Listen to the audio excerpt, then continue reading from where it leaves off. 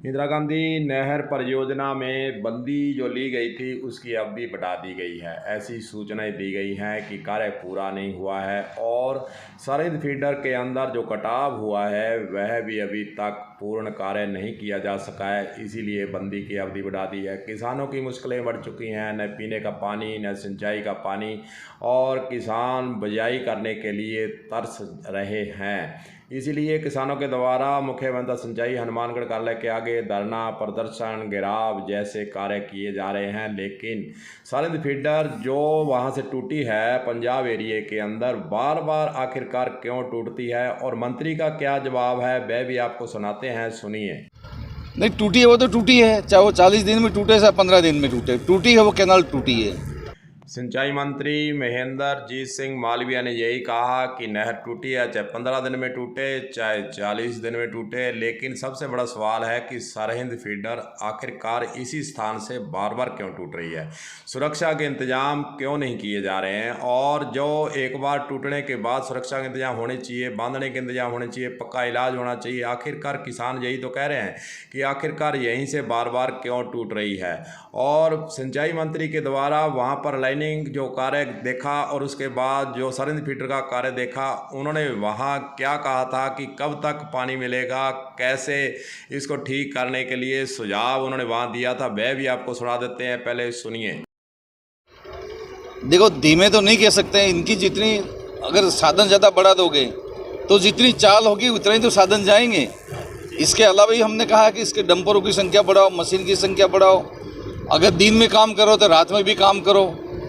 मंत्री के पंजाब दौरे के दौरान जब मीडिया ने सवाल किया कि धीमी गति से काम चल रहा है, तो उनका जवाब था कि धीमी गति तो नहीं कह सकते हैं, दिन रात काम करना पड़ेगा। लेकिन आपको बता दें कि 20 दिन हो चुके हैं इस सरहिंद फीडर को टूटे हुए और काम धीमी गति से है। जो आपके सामने है कि 20 दिन के बाद भी जो है नहीं बांधी जा सकी है।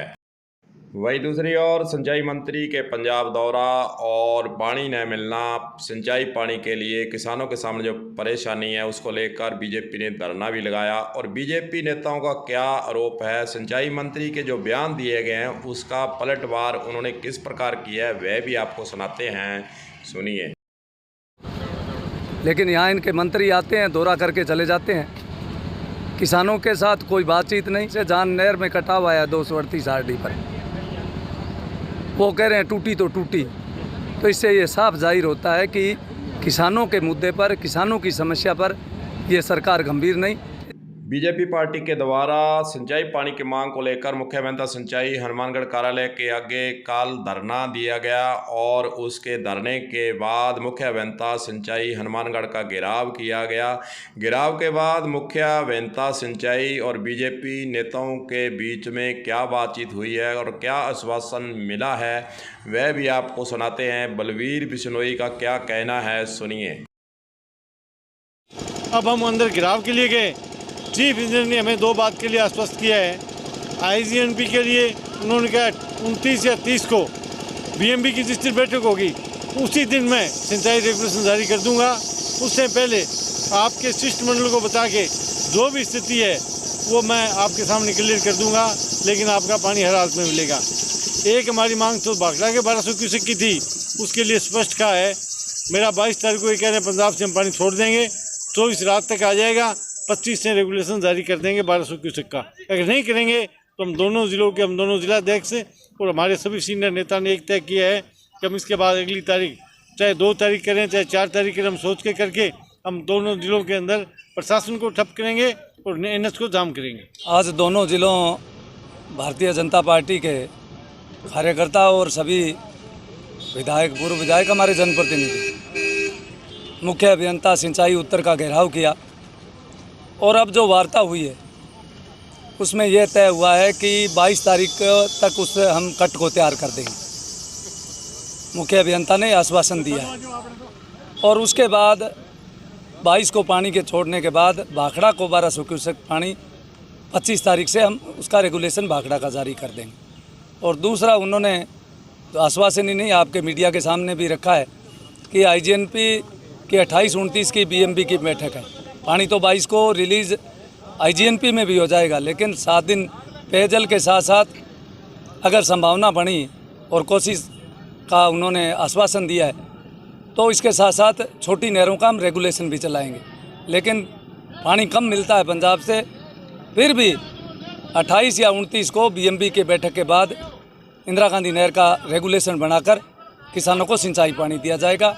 इन दोनों बातों पर सहमति हुई है और आपके प्रेस के सामने भी मुख्य अभियंता ने रखा है। और फिर भी अगर ये सरकार और इनके प्रशासनिक सिंचाई अधिकारी इस किसानों की जायज़ मांग से मुँह करते हैं या सरकार इन मांगों की तरफ ध्यान नहीं देती, तो अगला कदम हमारा बड़ा आंदोलन का दोनों जिलों का संयुक्त रूप से होगा। बीजेपी पार्टी के गंगानगर हनुमानगढ़ जिले के जिला अध्यक्षों का जवाब तो आपने सुन ही लिया होगा।